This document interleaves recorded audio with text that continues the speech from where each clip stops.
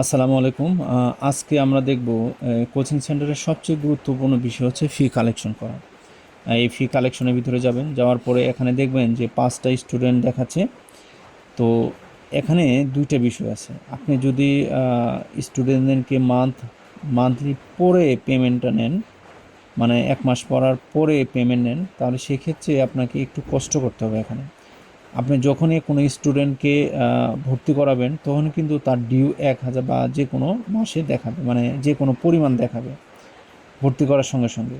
কারণ আপনি যদি মাস শেষে টাকাটা নেন, তাহলে সেই ক্ষেত্রে পরবর্তী মাস হওয়ার মানে পরবর্তী মাস যখন হবে, তখন তাকে 2 মাস দেখাবে। তখন আপনি কি করবেন, এই যে এখানে গিয়ে 2 মাস যখন দেখাবে, এখানে 2 দেখাবে। তখন এখানে আপনি এইটা এই যে মাইনাস প্লাস করে আপনি সাধারণত 1 মাসের কালেকশনটা দেখাবেন।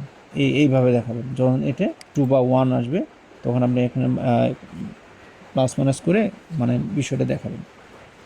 এখন এই যে কোন ব্যাচের কত স্টুডেন্ট আছে সেটা আপনি দেখতে পারবেন ব্যাচ সিলেক্ট করে। এবং কালেকশনে যখন যাবেন, কালেকশনে সাধারণত এখানে কয় মাসে কালেকশন করতেছেন সেটা দেখতে পারবেন।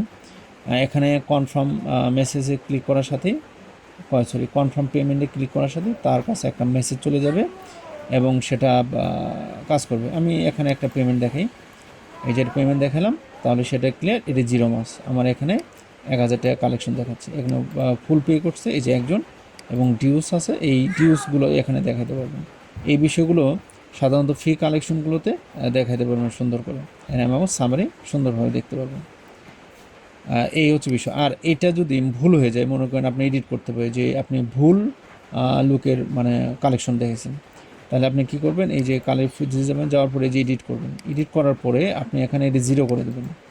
0 করে দিয়ে আবার সেভ করবেন, তাহলে সে ডিওর মধ্যে চলে গেল। তার মানে সে যদি ভুল হয়ে থাকে কোনো, তাহলে সেটা এডিট হয়ে গেল।